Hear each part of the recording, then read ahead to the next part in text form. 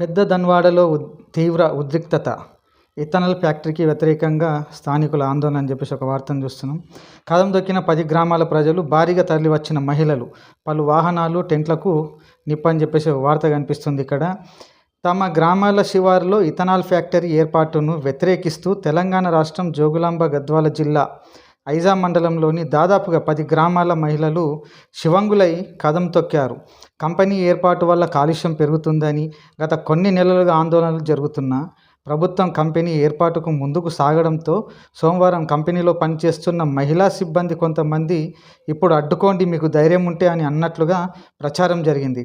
ఇది కాస్త ధన్వాడ, పెద్ద ధన్వాడ గ్రామాల చుట్టుపక్కల గ్రామాల ప్రజలకు తెలియడంతో ఇవాళ ఉదయం దాదాపు 10 గ్రామాలకు చెందిన మహిళలు చీర కొంగులు ముడి వేసుకొని, కారం పొడి, కర్రలు చేత పట్టుకొని పెద్ద ఎత్తున కంపెనీ సమీపానికి చేరుకున్నారని చెప్పేసి కనిపిస్తుంది.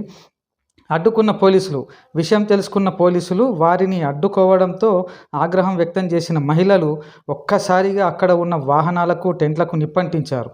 వందలాది మహిళలు ఒక్కసారిగా ఆందోళనకు దిగడంతో పరిస్థితి ఉద్రిక్తంగా మారింది.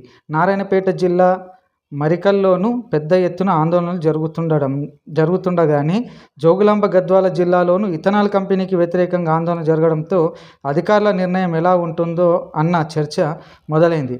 మొత్తానికైతే ఇథనాల్ ఫ్యాక్టరీ మాకు వద్దు అని చెప్పేసి మహిళలు శివంగులై అక్కడ పోరాట పటిమను చూయించారని చెప్పేసి మనం వార్తను చూస్తున్నాం.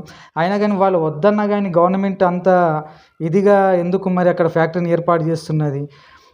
అంత ఏం అవసరం ఉన్నది? జనాలకు ఉపయోగపడదే చేస్తాము, జనానికి సంబంధించిన ప్రభుత్వం అది, ప్రజల ప్రభుత్వం అని చెప్పుకున్న కాంగ్రెస్ ప్రభుత్వం మరి ఇలాంటి ఉద్రిక్తలు చెలరేగడానికి ఎందుకు కారణమవుతుంది?